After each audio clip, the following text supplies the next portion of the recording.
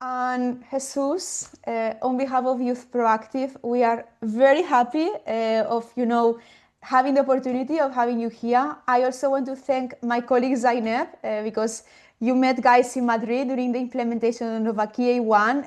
That was in November, if I'm not wrong, November 2024. No, Yes. it was in March. Oh my goodness, time fly. Okay, you see so many things. So March 2025, so that wasn't long ago. So thank you as well, Zainab. Ines, I know you were also physically in Madrid, so you already know each other. And my colleagues were fascinated, Jesus, by the opportunity they had of getting to know you in person. So lucky them. And this was the follow-up, no? Wanted to having you as a speaker in one of the webinars as today, which is really focused on youth organizations and how we can engage with EU programs, EU projects. So I'm going just now to share my screen just to give floor to our usual presentation, and then the structure for all of you, but I'm just going to do a just quick, a housekeeping. Feel free, all of you, to keep your cameras on, cameras off. It's always lovely, to have the opportunity of us seeing your faces. Short intro to Jesus, and usually we have 3 questions, and then we have this Q&A section where everyone is welcome to ask questions to our speaker of the day, Jesus. If you have any question in the meantime, please feel free to use the chat.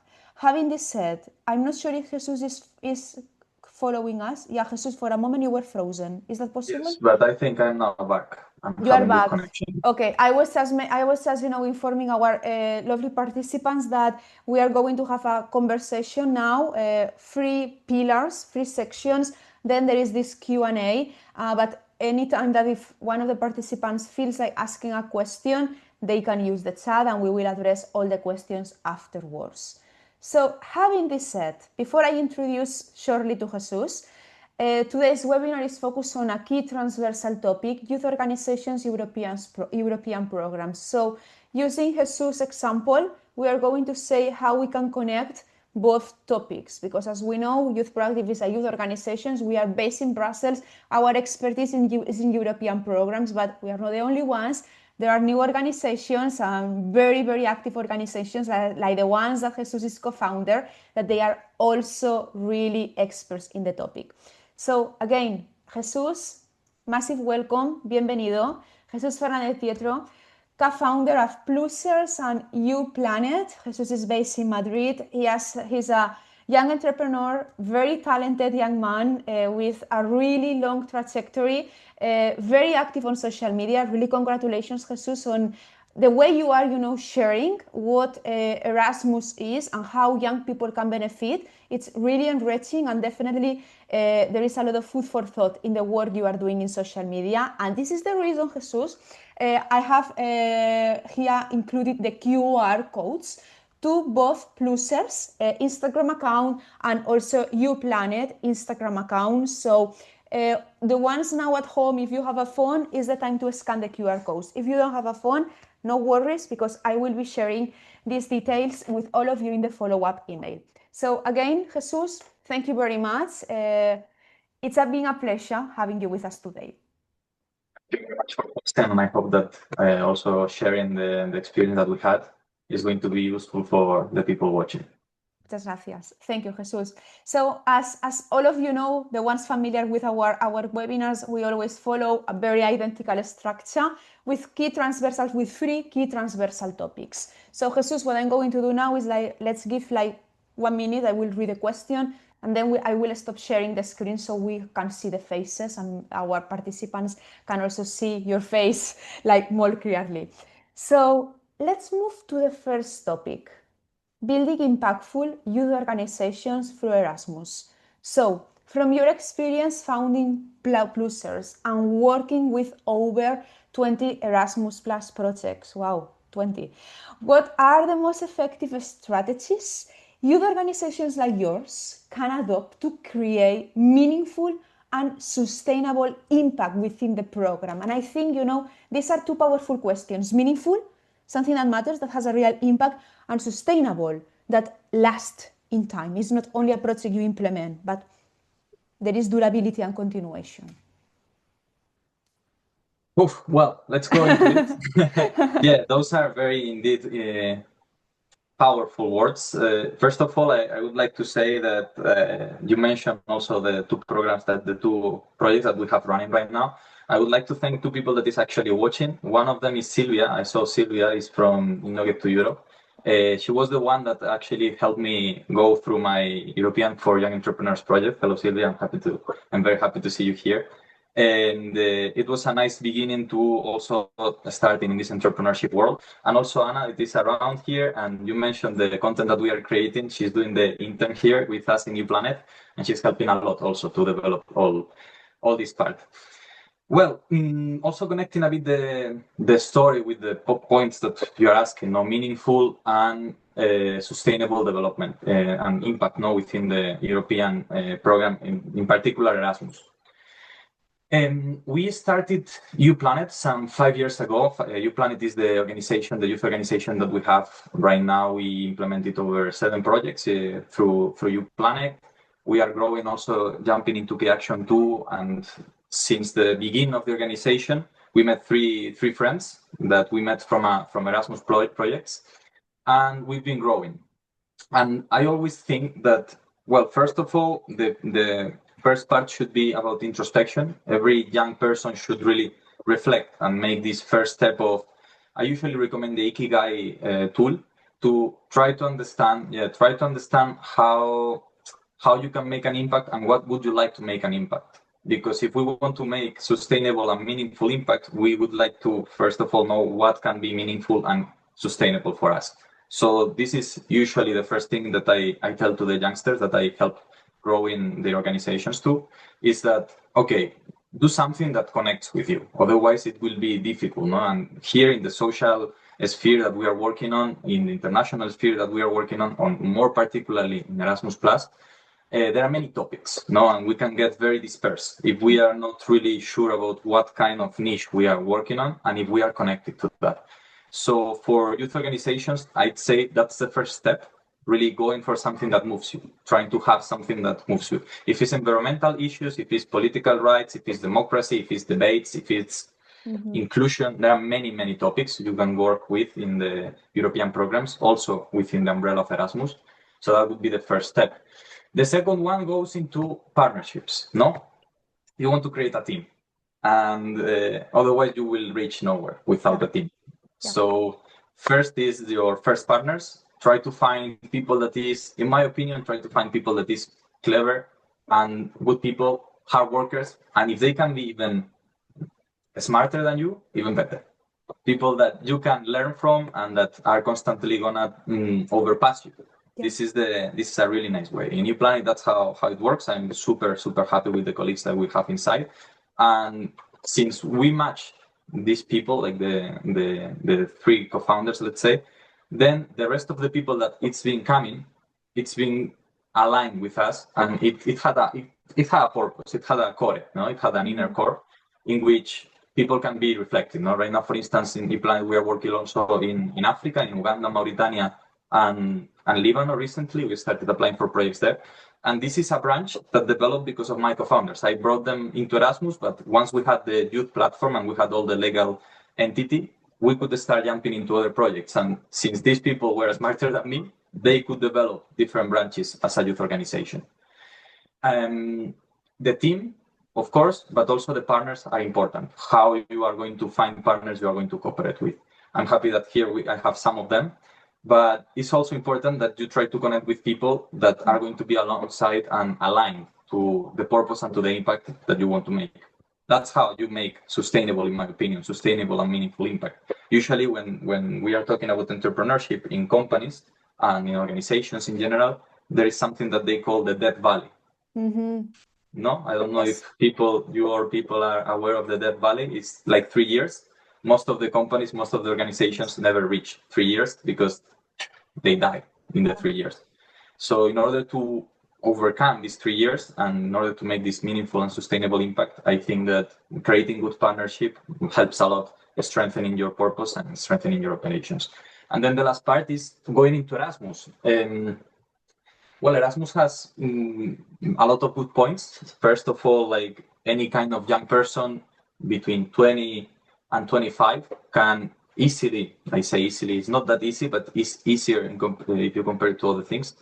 They can easily get funds and start developing their own projects. And I think this is a privilege, total privilege. Totally. Because it's not something that you see everywhere, no? Like somebody can go and tell you, yeah, take 30,000 euros and implement your project, and this is a total privilege. So I think, and usually when I see people, I try to realize, I try to raise awareness for them that this is a privilege that they should take advantage of. It's not just about traveling with Erasmus. It's not about meeting other people and learning other languages. It's just that, hey, if you have an idea and you want to put it into practice, and you will need some funds, some resources, you can actually get them through Erasmus. So this is a nice point. I don't know if I'm answering your question, Teresa. Yes, Maybe yes, we yes. can develop in a different way. Yes, definitely. And you know what? I think you have mentioned three key elements. One is this ikigai, which is like, being aware of what really drives you, and I think we working in the field of youth, we are very lucky, to be surrounded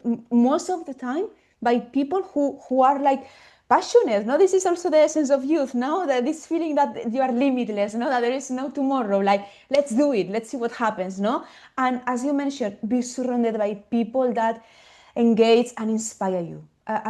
Definitely, because many times we see this, when we are building partnerships, we have talked about this, you and I, and we will be collaborating in the near future, and having the certainty that there's people, as you say, with level of awareness, clever people that you can rely on, and you feel like, wow, they can surpass me, but for good.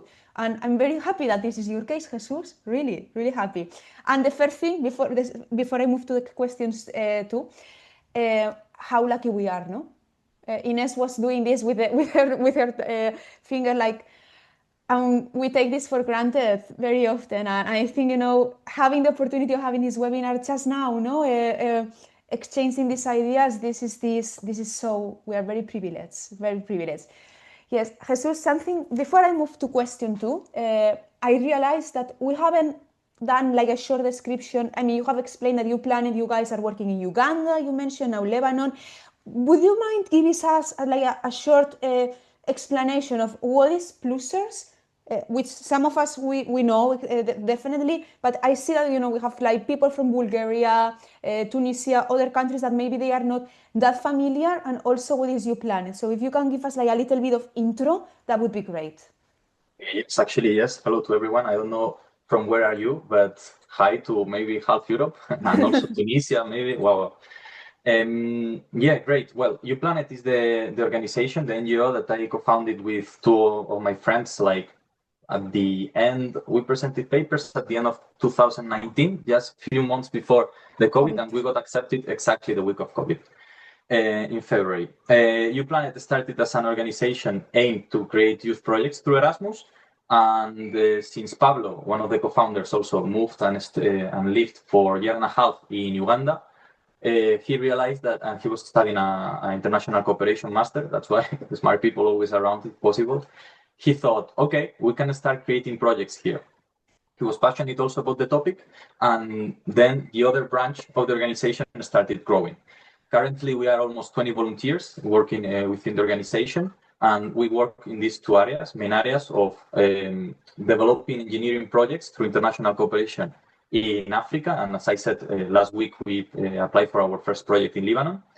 And then we have the other area, which is almost the other half of the organization, is working in Erasmus. Since the beginning, we implemented already, we've closed exactly the 7th project like 2 weeks ago.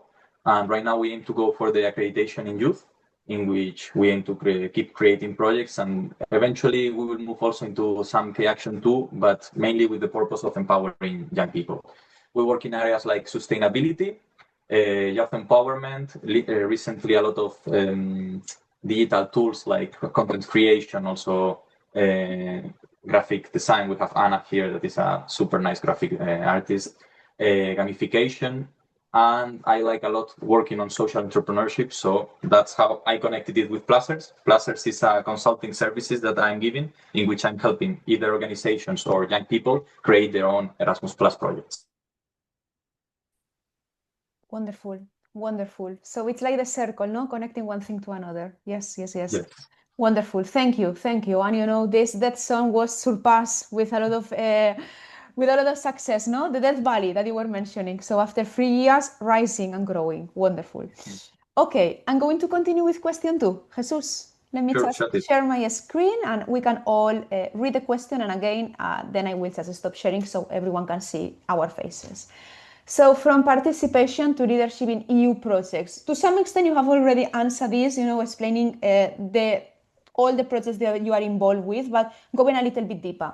What steps from your vast experience should youth organizations take to move from participating in mobility projects like key A1s to successfully leading strategic partnerships, key A2s, and even more, particularly in the context of youth empowerment and skills development? You were mentioning us like digital skills, social entrepreneurship, no? So moving more like from small scales to bigger projects. Well, I think that somehow in the moment that youth organizations start jumping in the world of Erasmus, eventually it comes up, no? Because we were saying about the Ikigai, also the mission of an organization. I think this is something that also with age is growing, no? Moreover, if you are starting an organization from scratch, so the values, the mission, also the personality of the members are growing, and also your skills. It's important to say, as I said before, applying for Erasmus funds is for K Action 1 youth exchanges is somehow easy, but in the moment that we are moving to K Action 2s, and actually I have the experience here because with Innogate I was working with K Action 2s, they are projects, they are more complicated projects, and you need to have not only more knowledge, but also more idea of what you really aim to do. So it comes also in the moment that you have stronger partnerships, because also the people that you can create a youth exchange with and the organizations you can create it with is not the same the people you are going to create Key Action 2 projects with.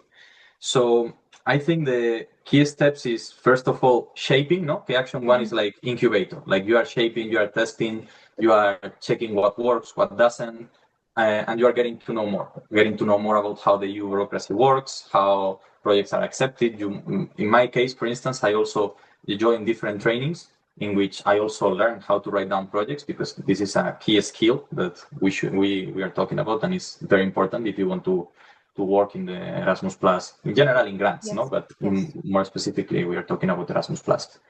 So I think that, yeah, exactly. Once you have all of these shapes, you have your goals more clear, you have your values more clear, and you know how you can contribute to your niche, to the young people you are working with, then you start partnering up with people that might invite you or might start talking about Key Action 2s, and you feel ready for it. Like, for instance, I was saying it previously, in New Planet, we never lead a Key Action 2 because we didn't feel ready for it, but we joined as partners. But for instance, right now, since I hope that some of these Key Action 2 projects will be approved, I think we'll feel more ready to start maybe leading a project once we have an idea of something that we can make that is aligned to what we want to reach with youngsters. I think I'm answering your question. Yes. Maybe some points to be shaped. Yes, completely. You know, it's just, you know, the transitioning, no, starting from like key ones, as you say, no, that also require, no, some level of expertise to write. But key 2, we can see this as youth proactive, no, that we are at the moment like with key 2s, key 3s as coordinators, and definitely you see, no, 2 years, 3 years project, the vision, the long-term vision, even as you said, the mental map when you start writing the project, which, you know, this is probably some of the people that are coming more from academia, they will resonate this, but for me feels, when I started writing these projects, it felt like writing a small master thesis.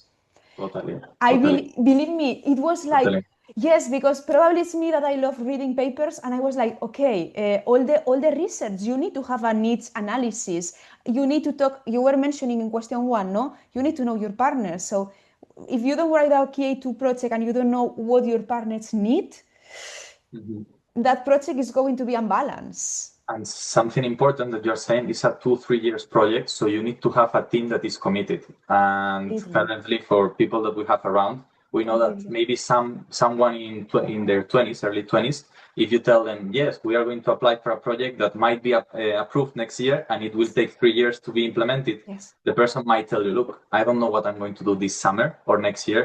I cannot compromise with you. I cannot commit with you Yes. for 3 years date. Yes. So I think it's something that comes when the organization is more mature. You don't start jumping in the very early stage into key action tools.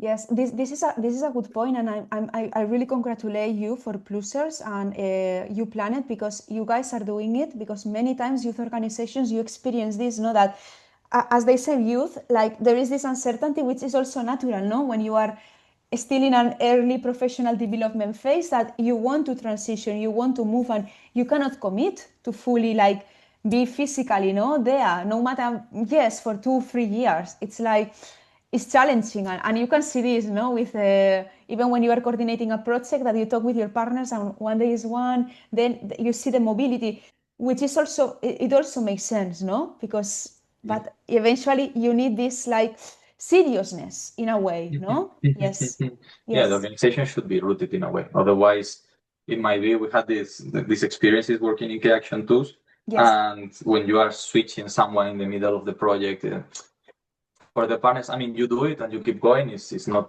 No. something that kills the project, but makes it a bit more complicated, mainly if it's an important role, like a coordinator or someone like that. Completely. No, fully agree. So many challenges, but at the same time, you know, the skills, no, to be sure that we, you know, we can confront them in a way. And this is really connecting with the third question that we have prepared for you, Jesus, which is also connected with professionalizing youth work. You are a good example, no, of like someone working full time, a youth professional in the field of EU project design, management, and implementation. So, from your experience, and because I know we have so many young people here, we have our youth workers, the youth proactive, who are also very young. We are, and they really want to learn, no, from how this can become a reality, professionally speaking. So, what are the most common gaps you observe in project design of implementation among young leaders? We have mentioned, no, sometimes lack of continuity, but what else can you observe? And how can they, young leaders, strengthen their capacity to turn good ideas into long-term, mission-driven initiatives with European, and I would say beyond Europe? No, you just mentioned now African continent, Levantine region. So how we can translate ideas into meaningful and real projects, because we know that it's challenging. Sometimes dreams are great, but how they can turn into reality, actionable reality. This is a very common thing that I see in young people. Like they have the ideas and they need to put them into action, and there is where people lack, no, they fail. And well, in my opinion, I'd say that first of all is try to overcome their fears. No, like you see many young people that they cannot overcome the fear of maybe starting. They have great ideas, they talk about them, but they don't implement, make mistakes, make failures. It's totally fine. You know, you learn. You maybe in New Planet, I remember we spent 3 deadlines, the first 3 deadlines with no project approved. Try to keep going and learn, and then in order to have a better project design and implementation, I think that, of course, one part is really studying the project, because sometimes I've seen people. I remember in one project that people were coming to us with an idea of a startup, and they wanted to apply for Key Action 2 funding for funds for the startup. I was like, I mean, this is not the frame. So if you want to design a project that matches and you can get funds from Erasmus, read the Erasmus guide, at least the 20 pages that are for the specific type of funding that you want, right? And try to adapt it to it. Otherwise, maybe if you are looking for private funds or private, I mean, I don't know, maybe go to ventures, no? Yes. But maybe the point is not to go through Erasmus. And there is something also that I'd say, and here I think that all the people that we are here, we play a very, very important role, which is mentorship. This is something that I think is very, very important. For that, I also thank a lot Innovate to Europe. They mentor me a lot in many, many different areas. We need to teach, no, the young generations how things are done, because we know and they don't. and they might start, and just by studying maybe a master, just maybe attending or reading something, they don't know. So for instance, this is something that I try to spend a lot of energy in. Usually when we implement a youth exchange or a training or whatever, there is always 2 or 3 people that they want to grow in the field. No? So I try to keep close contact with them. In fact, Anna is one of the examples. Anna is right now doing an internship with us, but she took part in youth exchange, I don't know, Anna, 2022 or 2023. And I realized that she wanted to develop, and I thought, okay, I will keep in contact with her, and I did that with many others. And right now there are many organizations and many young people that they are creating their own youth organizations, and it's been because they had someone that told them, look, I made all of these mistakes and you are leading to them. Look, this is not the way. Maybe try this. This worked for me. This might work for you. So I encourage everyone who's here, who has some experience, if you see someone who wants to join and is lacking maybe knowledge or is lacking experience, just try to mentor them. It's going to be very simple for you because you already have the knowledge, but for them it might be really a turning point. Yes, you know what, this is, I'm going to share very quickly personal experience. When I moved to Brussels, I was lucky enough to participate in a leadership program, and I had a professional mentor. And this for free, you know, this person was volunteering his time to meet me, like discuss professional trajectory. Sometimes you mix the personal, no? You always end up talking about the emotions that have an impact in your job. But this is really like a turning point in your life when you can talk with someone that is telling you, look, I did these mistakes that they weren't mistakes, they were learning opportunities that they translate into like better outcomes. And this is something that, you are Youth Proactive. All our interns, people working at the organizations, we all support each other's writing projects. So we really transfer. These are transferable learning skills that we transfer into the new team members, so they learn how to write a project. And no matter they continue, like they go to a master's, for instance, they have this how to do. They acquire something, right? They acquire something, and this knowledge can be transferred into. Imagine you go into law, wherever you go, but you already have this knowledge with you. And as you said, you can have a master's. There are many masters, but sometimes theoretical knowledge is great, but if it doesn't get applied, there is a gap. So I really congratulate you on this, Jesus. And I definitely think that you were lucky enough not to get this mentor. You had a mentor in your life, and also now to transfer this into the people joining the organization. Definitely. I had many, and I still have. I try to learn from everyone that I can, but for sure I'm very lucky into that. And I try also to be a mentor. At the end, I think this is how the game works. Like you learn from someone and you also teach someone. And if you are part of the chain, then we keep growing all together. So that's how it's been. And this is also something that I encourage. Like if you have the possibility to also pass it, like you got something from someone, your teachers, your mentors, or maybe your bosses, not some moment someone hire you but taught you something, you can maybe do the same with your interns. So completely this is, I think, the way. And also, as you said, like we were talking also about the skills for young people. Many skills are learned in this way, like how to deal with team management. Well, maybe if someone who has been dealing with team management and intercultural teams for 20 years can tell you something about it, and you can avoid many mistakes that happen. Completely agree. Wow, completely. Yes, so it's experience. Jesus, from my side, all the questions that we prepare have been answered.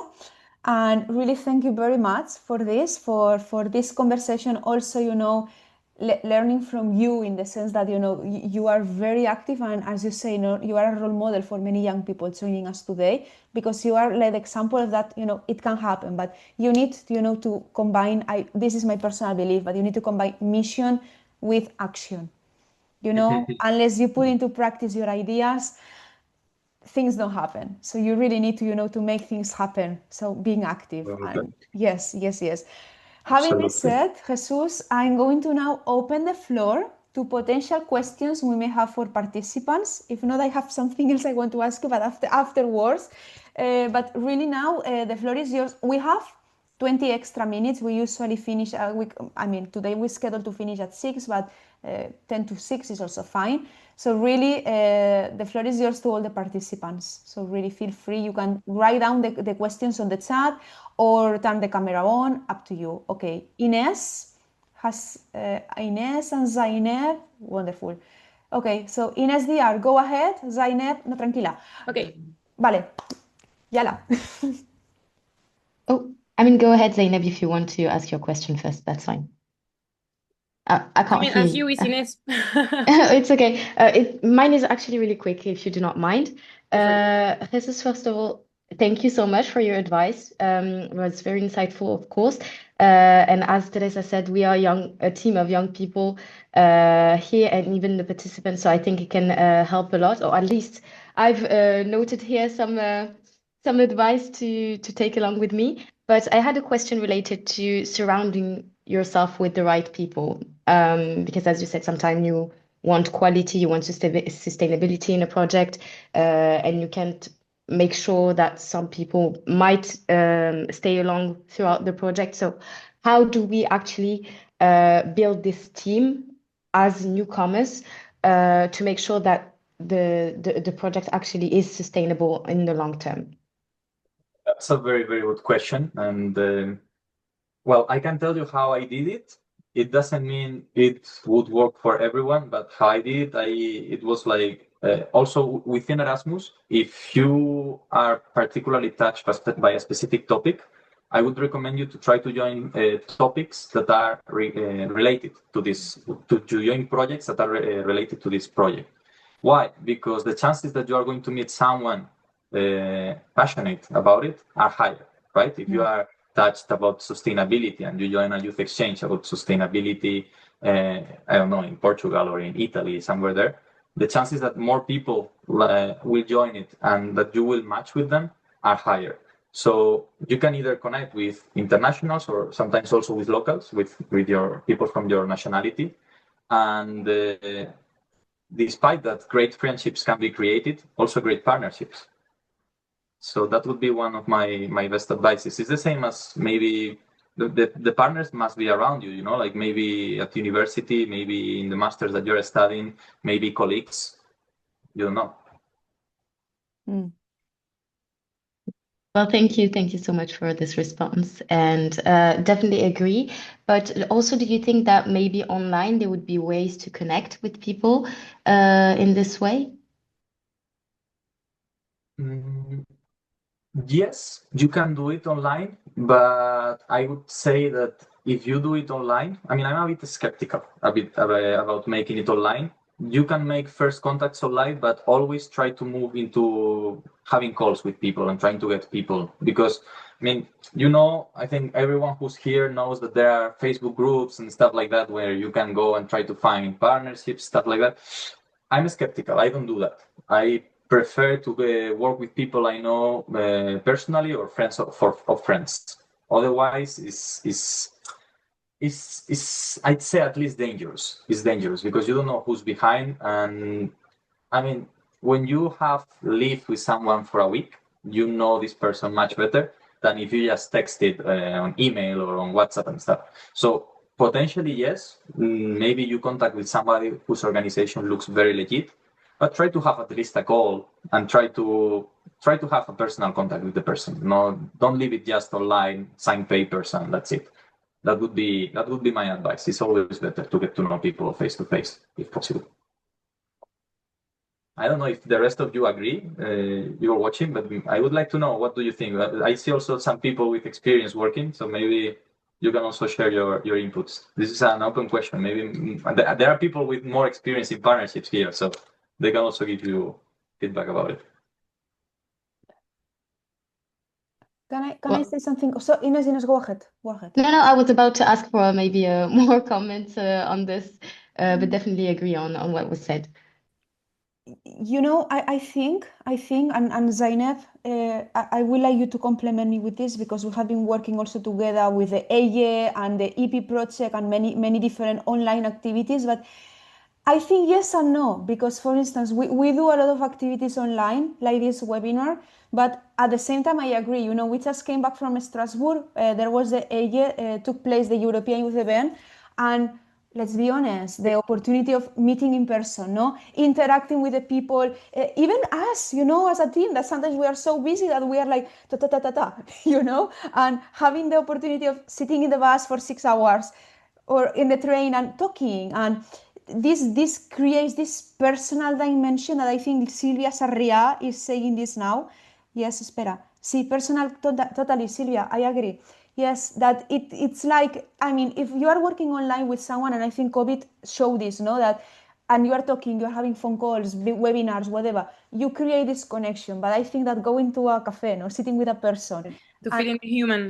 feeling human. So yes, Yeah. yes, I yes. completely agree with you, Teresa. I mean, I am from those who thinks that working online is the best thing that could ever happen to us. But it is true that it's not the same experience when you are talking with someone in person, when you are managing, even because you are seeing their reaction. Because it's not the same, like, I don't know, writing a formal email and just sending, like, do you remember, Jesus, when I just contacted you the first time, you told me, wow, you're so serious, you're so professional. And then when we start talking on WhatsApp, you were like, look, you can't talk me like we were friends or something. And that's why, like, I am saying this, because sometimes, like, until you meet someone in person and you, like, see it and how they react, the relationship can be completely different. But this is an example that we just first met. Nice example, actually. I remember your WhatsApp looked like an email, and I Yeah, told that's you, true. do not worry, talk to me as if I were your friend We for were five friends, years. yeah. And then everything went much smoother, right? And then in person, it was much better because, like, we could interact for much time, and, like, I don't know, but at least for me it was a different experience because I saw in first hand, like, how you work, how you interact with other people, and it was like, okay, this is completely different than doing it online. Totally, Mhm. totally. Zainab, you have a question, no?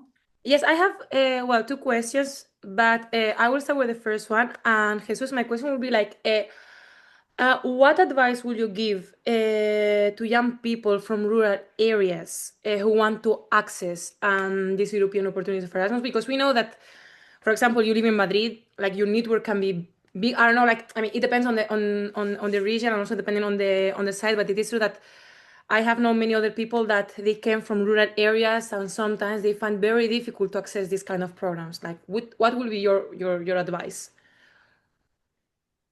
I would go into what is the specific challenge that they are facing, because in general, technically the program is putting special attention for that people to have special resources for them to join. So they should not have problem to join in theory, because technically they have like every youth exchange, for instance, have a specific amount of people that is fewer opportunities, and these fewer opportunities includes people with geography barriers, like, for instance, living in rural areas. So they should have even priority when joining projects. So I would ask you, what's the real challenge that they are facing?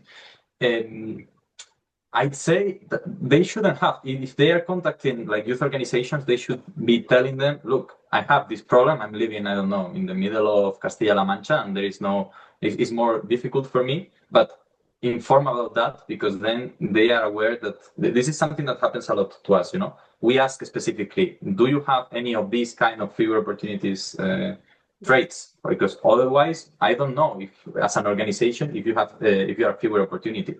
So I'd say inform about that, and technically they shouldn't have problems because there is also budget for them. But it is true, at least from my own experience. I mean, if this organization want, like, to join to a project, they are more than welcome because, as you said, they are the priority of the program. But it is true what when they want to host a project, or, like, they want to be the coordinator of a project, when you are coming from a rural area, your organization is small, I don't think that they have the same opportunities that another one that it's based in a big city, because of the organization, of the team. So that's why I'm asking, because some of them, yes, they are the priority, but it is true that sometimes they got reject the project because, okay, what is your impact? How this project is going to have a big impact in your region when you are from a rural area, and that's happened a lot, eh? actually.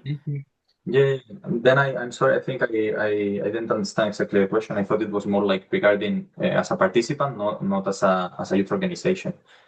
Then maybe they should research a bit better and try to be more clear about what's exactly the impact that they are going to have, no? Recently, for instance, in New Planet, we wrote down a project about sustainability that we want to implement in Sierra de Cazorla. It's a totally a rural area, natural park here in Spain. And we got it rejected 2 times. This is the third time, and we didn't have answer. I know that in different countries, the action ones are already being resolved, but here in Spain, not yet. And I think that's the point. Like we should really try to emphasize what's the impact. You said it. Yeah. Sometimes it's difficult, and I It's more related understand to that. impact, yes. It depends also. That's national agency How they organize it and what's the priority for the national agency every year and for every country. What can we do? Maybe switch the topic. Try to create a project about another topic and try to keep applying, because sometimes it's not that the topic is bad. It's maybe that you didn't reach enough points and you are just below for a few points and you didn't get funded this time. But maybe next year, maybe different program. Like maybe instead of applying for Youth Exchange, maybe they can explore solidarity project, stuff like this. But there are many opportunities, so don't get discouraged. Keep working on it, I'd say. Yeah, well, that's true. It is true that I still emphasizing that that happens a lot with small organizations and ones. For example, Equipo Europa, when I was in Madrid and I work with them, also like they are a big organization of youth people, but it is true that sometimes they find very difficult like to get projects in some way, because I mean, it's not like a based organization that, for example, Youth Proactive, Plaza that you are creating. And sometimes they find that difficulties like to get funding and to be taken seriously in some way. At the beginning is the worst, when you don't have the resources, neither the energy, either the knowledge, of how to get the funds. But eventually you get them. We have also another question. Maybe Teresa will can. Yes. I don't know. Is answer the question, Zainab? Yes. Or... Thank you so much. Zainab, Okay. gracias. Yes. So Mr. Chafar, he's asking us. I'm going to read it, Mr. Chafar. Would you like me to read it? Yes, or I can. Maybe he can ask it. Yes. Yes. So, Yes, Mr. of course. نفس المشكلة. How do the challenges associated with obtaining a Schengen visa impact the participation of students and professionals from Southern Mediterranean countries in Erasmus Plus initiatives, especially from Tunisia, for example? Well, particularly with Tunisia, thanks for the question. We never work with Tunisia, unfortunately, even though I have friends from there, and I would like to, because as far as I know, you can be a partner country, you can be sending into Erasmus. But recently, we had partners in March from Morocco, and they also need to ask for visas. The point is that the program finances that, and we can. Sometimes it's complicated regarding the embassy and everything. So I think the worst thing is contacting the embassy. Moreover, if you have a limited amount of time, no? So you try to do it the best possible, but at the end, I remember that in this case, they were contacting friends of friends that had a contact in the embassy to get an appointment in order to get the visa. But we could fund it. Like we have a special budget for people who need visas in order to get there. So it shouldn't be a big problem. And if we had an invitation letter, we expedited. I don't know how it is said, but basically we created invitation letters that they could present in the embassy as an organization, so they can prove that they are coming for professional purposes. So usually I would tell you that if you are about to send people, ask for invitation letters, and in your embassy you shouldn't have more deals. I don't know if I'm answering your question, Defat. Thank you very much. Yeah. Thank you, Mr. Zafar. Thank you. And looking forward to more collaboration with Northern Mediterranean countries. Definitely. We are really, for us, it's also the direction. Completely. Inshallah. Completely. Inshallah. Yes. So, are there more questions? Ines, you are doing something with your... Yeah? Okay. Ines, if you want to ask, go ahead, dear. Really short one, promise. Uh, but you, in the beginning, you were advising as a first advice to find a purpose in the first place. And I wanted to ask, how do we, again, as newcomers, innovate in finding a purpose in terms of topics? Because we feel like even let's say the market is oversaturated in a way that every topic has been covered. How do we innovate at the end of the day? Sometimes when we are about to innovate, we believe we need to create the wheel again, right? It's like, yes, we need to do something super new, super raw. I think there is no need. There is no need. Yeah, the market is saturated, but it always accepts new people, and new projects and new organizations and new ideas. So I would not care much into creating something that new, because at the end, if you are doing it, you have unicity, right? So it's going to be unique just by the fact that you are doing it and you are unique, right? And your team is going to be unique. So I'd say you should be, in my opinion, you should be more focused into doing something that you believe in, basically. Like me, for instance, I believe a lot in people, particularly in young people between 18 and 22. And sometimes some of my friends, when I'm believing in someone, some of my friends believe I'm stupid, because this is true. This is true because they see someone who maybe it's a mess, no? Someone who cannot really make things, or is really frustrated, or is not really moving forward in life. Let's simplify it in this way. But I believe in the person, and at the end of the day, we all need someone to believe in, and the power of believing in someone gives a lot of energy. And believing in youngsters and trying to empower them and seeing their change is a huge motivation for me. So that's what I do. I empower young people. And for sure, there are a lot of mentors, there are coaches, there are organizations, there are programs. There is a lot of money, a lot of people doing that. But I do it in my way, and I'm making my life out of it. I feel purposeful, I feel meaningful. I made it to become sustainable, and it's fulfilling. So don't be that focused into creating something new, totally different. No, find first of all something that really moves you, that you think, okay, I could do this just for fun for long time. There's always going to be some part of it that is a bit more hard work, no? But in the long term, if you are doing something that you like and you are connected to, it's going to be successful. There is no other way, in my opinion. Hope it's useful. And I also saw you, Ines, doing training. You have great skills doing training, so maybe somewhere there is your direction. That's very lovely. Thank you. Thank you again for your advice and your inspiring words for the end of this webinar. Yes. Thank you, Ines. And honestly, Ines, honestly, Jesus as well, there is very little to say, because I think you have brought now this energy, no, into the room. I don't know, but for me, I'm like, okay, good. It feels good.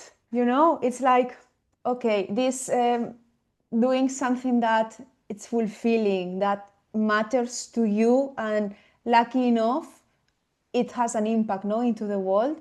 And again, I don't want to use the word lucky, but having the means, being in the place to have all the capabilities in place to put this into practice, it makes us very privileged and fulfilled human beings. So having this said, I really want to congratulate you again, Jesus, for all the work that you and your colleagues at Plursers and UPlanet are doing, all the things to come, because I know that the future is going to be challenging. Let's cross fingers, but it's going to be challenging. But from this starting point, from this emotional and human commitment, as you say, you like to empower people, and this is something very powerful. And young people, you guys are the future generations. We are all now here together, but you are the future, and really having the honor and privilege of working with young people, this is very fulfilling. So 2 things to say before we come to an end to this webinar. This is the last webinar after the summer break. So we are going to come back with Youth Goal webinars A, 9, 10, and 11. These are the 11 youth webinars that we have for the rest of the year. We are coming back most probably beginning of October.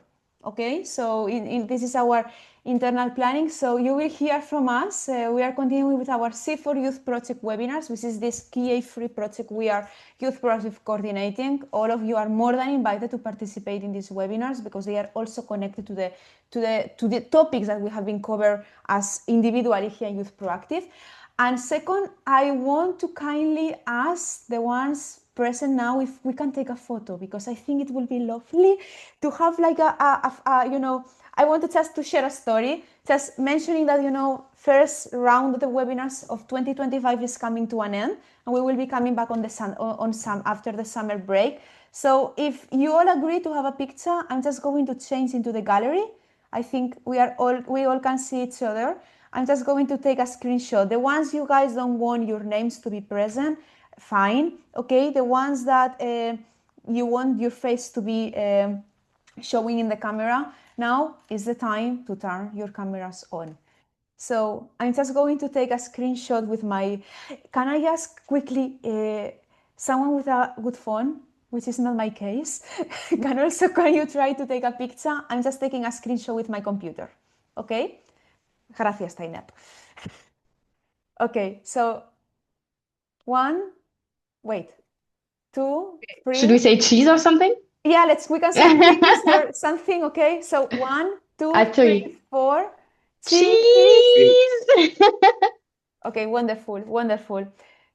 Zainab, I see you are taking more photos. Okay. Thank you so much, Teresa. Yes, thank you to all of you. Jesus, thank you very much for this time, for the opportunity, for collaborating with Youth Proactive in, previously in Madrid and now. And really looking forward to keeping in touch with all of you, wishing all of you a lovely, relaxing summer. And massive thanks to everyone that has been participating in the Youth Goal webinars in the last 2 years and a half indeed. Really, thank you very much. And sending all of you a very, very big hug.